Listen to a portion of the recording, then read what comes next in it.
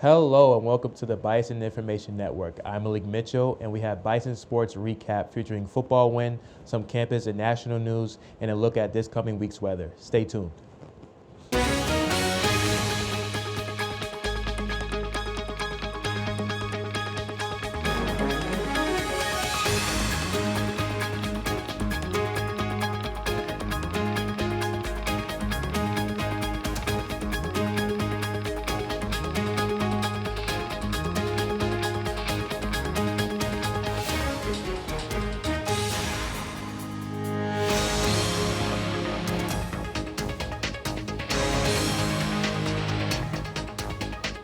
NDSU spring football has officially kicked off. The team played this past Sunday against Youngstown State. Our reporter Alex Dusky has more on the story. Football is finally back for the Bison. North Dakota State started their season off with a decisive win over the Youngstown State Penguins. The final score was 25-7. The question every Bison fan has been asking is, what will happen in the quarterback position? Graduate transfer Zeb Nolan came in confidently and led his team to a victory. Enjoyed it, getting the huddle and call the first play and you just smile and you take it all in. I know when you play in the Fargo Dome, you get the smell of the almonds and pecans when you come running out of the tunnel, and just the small things that, I didn't take for granted. I soaked it all up, and it was good to have enough fans there to have a good crowd, and I'm just happy to be here. Only allowing 7 points is an impressive feat for a defense. The Bison held the Penguins to a mere 171 total yards. Junior linebacker Jackson Henke alone had 14 total tackles. The defense combined had 1 sack and 7 tackles for loss. An offense is only as good as its defense, and the Bison were solid on both sides of the ball. The defensive line in general had a really, really good game today. If you guys noticed, I don't know how long it took for Youngstown State to pass the football. They had a lot of run plays consecutively to start the game, and I don't know how many defensive TFLs we had from our D-line, but those guys did a really, really, really tremendous job up front. The strength of the offense was definitely the run game. 2 key players were running backs Kobe Johnson and Jalen Bussey, who scored 1 and 2 touchdowns respectively. Johnson rushed for almost half of the team's total rushing yards. Having not played since October, the team was ready for a game. Just not being able to play a game since October 3rd, came out with a little bit of chip on my shoulder, a little bit of hunger. I just wanted to go out there and play as hard as I could. Overall, the Bison had a very clean game. No turnovers, no sacks allowed, and only 1 penalty. It was a great start to the long-awaited season. The team showed its potential for upcoming games, and there is a lot to be excited about. I told the team we don't know what our ceiling is, and I don't care what it is right now. I know we need to continue to get better. I'm really excited about this group of kids. You could say they're inexperienced, but they're ours, and they're Bison, and they're hungry to prove people wrong, and that we're a pretty good football team. Although the Fargo Dome was limited to 50% capacity, Bison fans showed up and were allowed to support the team. The Bison will now travel to Carbondale, Illinois to take on the Southern Illinois Salukis this Saturday. Kickoff is at noon. The game will be broadcast on NBC-ND, ESPN+, or you can listen on the Bison Radio Network. For the Bison Information Network, I'm Alex Dusky. The team will be playing a total of 8 games this season. Be sure to check back in here regularly for more updates. The women's volleyball team suffered 2 tough losses this weekend on the road against USD. Sunday's game went into extra points 3 of the 4 matches, which the girls lost 3-1. They unfortunately got shut out during Monday's game. The team has a bye week before facing Western Illinois at home Friday, March 5th. The men's and women's basketball team had 2 high-scoring close games this weekend. Both teams faced the SDSU Jackrabbits. The women's team lost their first game 86-78 and their second game 69-60. The season is not over for the Bison as they have 2 more games before tournament play starts. The team travels to South Dakota to face off against the Coyotes. Tip-off is at 1 p.m. this Saturday. The men's team split the weekend against the Jackrabbits. Here's more about their winning game.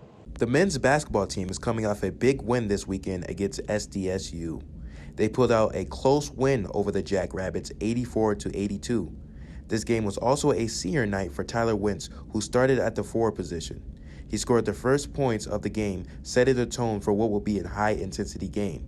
Although he might not be the team's top scorer, he has made an impact on this program. The program will be better because of Tyler Wentz, and the season's not over. But that young man went through some adversity this year by not getting the minutes that he wanted. It hasn't changed who he is as a person. In fact, I think he's going to be a better person for it. The Bison came out strong, scoring 47 points in the first half of the game. The team went on a 10-point run, and then the Jackrabbits answered with 5 points. Halfway through the first half, the Bison had a great 15-point run. Today we settled a lot, and today we focused on getting downhill first, and then that opens up more open looks from three. We shot it obviously a lot better today and executed better. In the second half, the Bison were in great position, leading 47-35. Although the team was playing strong, the Jackrabbits found a way to cut the Bison's lead to only 3 points, with a score of 79-76. SDSU was able to throw off the Bison with a full-court press, being able to easily force turnovers. I just think we don't understand that you fight pressure with pressure, and you attack it. We got so passive against it. We would catch and hold, and then the trap would get to us, and then we would try to split the trap. Just things like that. You need to catch, face, and attack. Make them pay. Bison basketball, we've always welcomed space on the floor. That's what pressure is, and we just guys like Dez and Malik and Jarius, those three in particular, they haven't been in those spots a lot. Although NDSU struggled Friday night, they were able to recognize what they needed to fix in Saturday's game. It was a hard-fought game to the finish, but Bison still found a way to win against a big conference rival.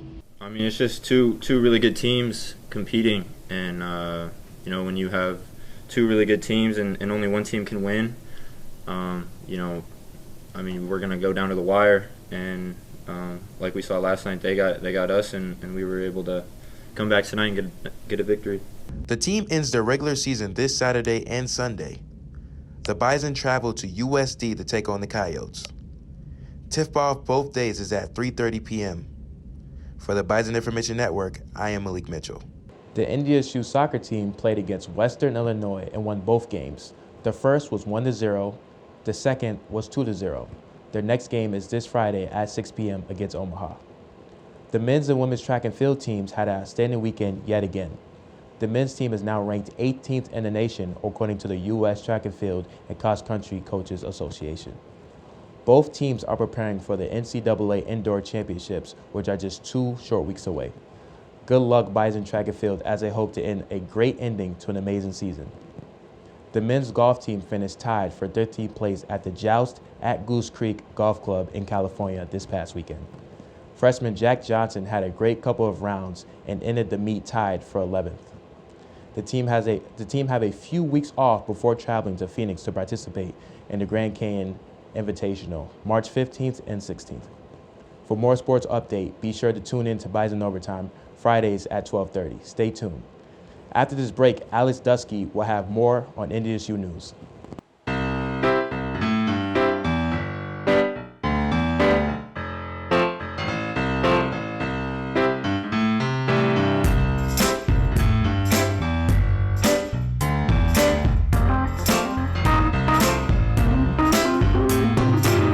Technology Learning and Media Center, located in the Quinton Burdick Building, room 150C, provides a variety of services to assist you with all of your technology-related coursework and personal learning goals. The TLMC offers one-on-one tutoring and assistance in topics ranging from basic computer skills to advanced topics such as design, Adobe products, and multimedia software.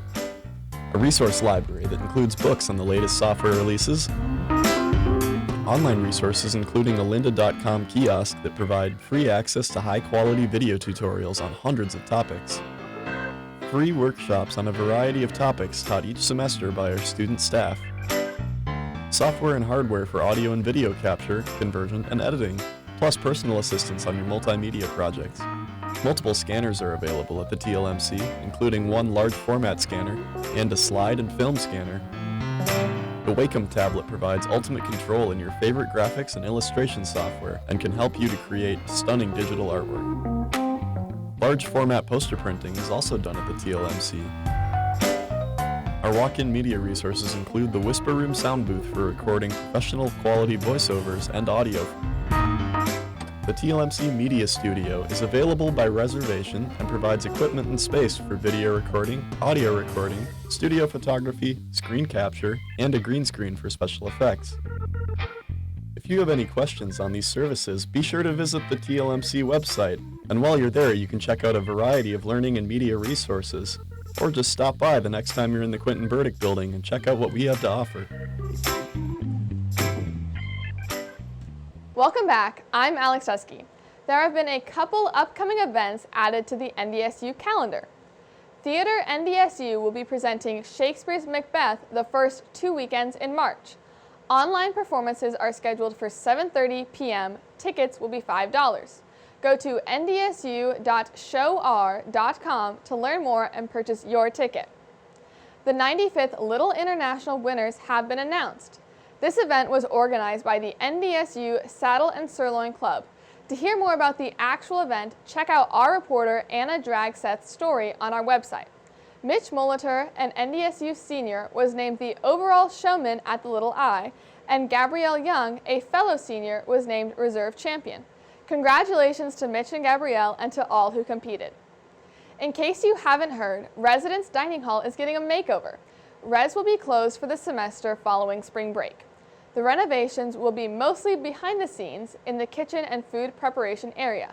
Because of Res closing, both the Union and West dining halls will have extended hours, new food, and are bringing back some old favorites like soft serve ice cream and the Italian soda station. To learn more, go to ndsu.edu/dining/project-RDC. Although many campus activities have been altered or canceled because of the coronavirus pandemic, the Engineers Without Borders chapter at NDSU is making the best of it. I had the chance to sit down and talk with the president, Allie Pringle, earlier this week.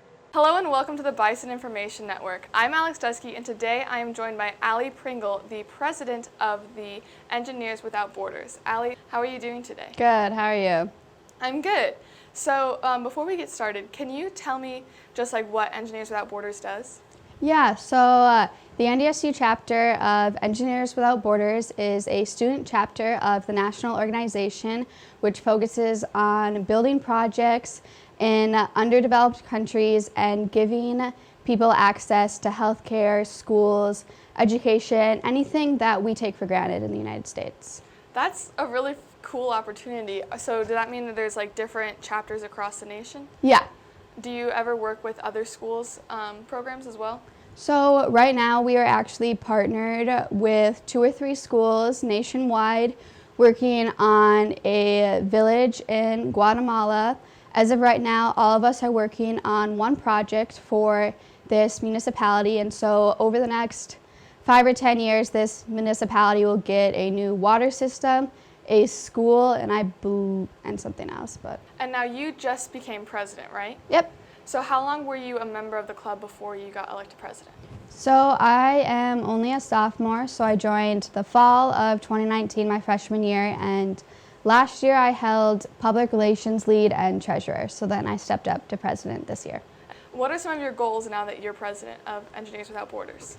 So this last semester we have been working with Heritage Middle School and West Fargo, but unfortunately when we were going to visit the school and help them build and launch a trebuchet pumpkin launcher, the teachers unfortunately got COVID, so that has been postponed. So we are hoping this spring, once there's no longer snow on the ground, that we can finish taking the kids through a full design process and get them interested in engineering. And we also hope to start the design phase of our project in Guatemala as well. That's so fun to be able to help kids out in the communities too, so hopefully with COVID you guys can get to do that. My last question would be, what's been like your favorite memory so far, or a fun memory being in this club? That might be when we were working on the trebuchet pumpkin launcher. None of us had ever built a pumpkin launcher before, so it's definitely interesting. But luckily, when there's 10 engineers working together, we were able to figure it out and get that ready for the kids to launch. That's awesome. That's something I definitely couldn't do. Well, thank you, Allie, so much for joining me today. Thank you. If you are interested in joining Engineers Without Borders, you can go to myndsU.edu to find contact information and learn more. On the national news front, star golfer Tiger Woods was involved in a serious one-vehicle crash early Tuesday morning. The car was completely destroyed and Woods had to be removed from the car through the windshield with the jaws of life. He was completely conscious and aware of what happened immediately following the accident and was rushed into surgery. It appears he has suffered a compound fracture on his right leg and a shattered ankle on that leg as well. We wish him a full and speedy recovery. NASA's Perseverance rover successfully landed on Mars last week. Twitter user Abella Paff was able to break the secret code on the rover's landing parachute.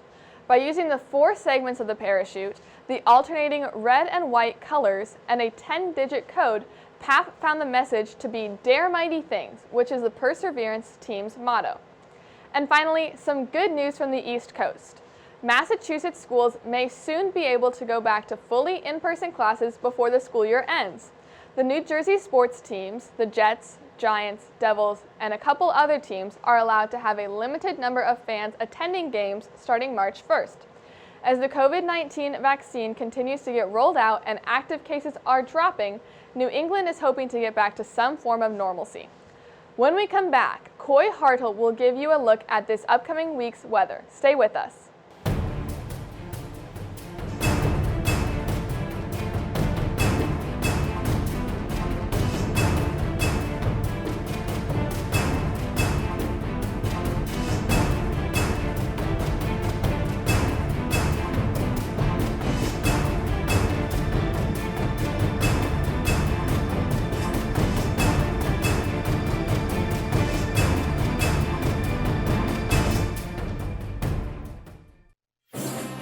Founded in 1985, the Missouri Valley Football Conference has established a tradition of FCS football excellence.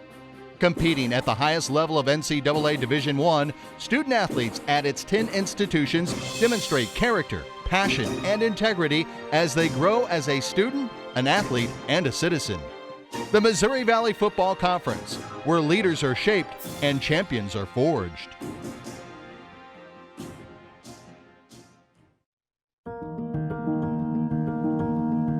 No kid deserves to go hungry, but try as they might, not every family can afford to put food on the table every day. That's why the Great Plains Food Bank and their partner agencies work every day to bring food to our hungry neighbors. Every dollar donated can provide 4 meals for those in need. Go to greatplainsfoodbank.org and donate today so no kid in North Dakota ever has to go hungry.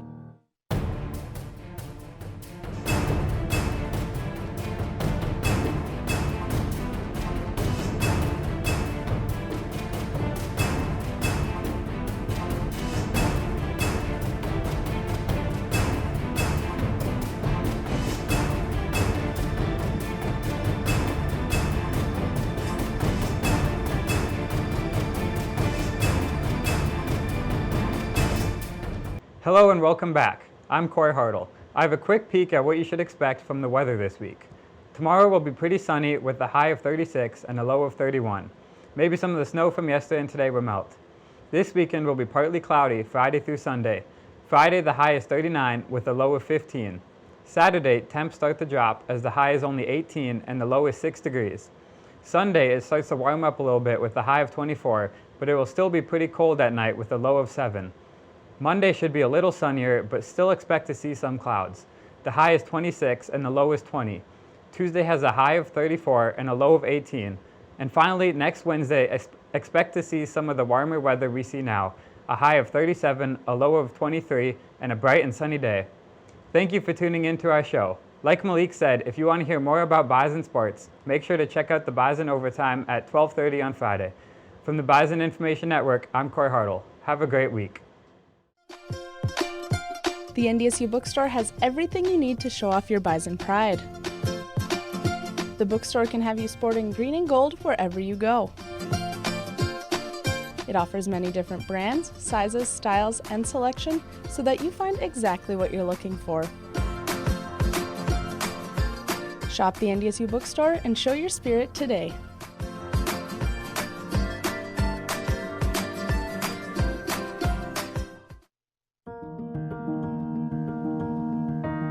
kid deserves to go hungry. But try as they might, not every family can afford to put food on the table every day. That's why the Great Plains Food Bank and their partner agencies work every day to bring food to our hungry neighbors. Every dollar donated can provide 4 meals for those in need. Go to greatplainsfoodbank.org and donate today so no kid in North Dakota ever has to go hungry. There are so many great things to experience at NDSU. It's hard to pick one, but my favorite is the people. They make it such a warm place. The Bison aren't just across the country, they're across the globe. It's the perfect distance from home. The faculty are our biggest cheerleaders. Hands-on research experience. The affordable tuition. All the opportunities to stay active on campus. Real-world learning experiences. Once I got on campus, it felt like home.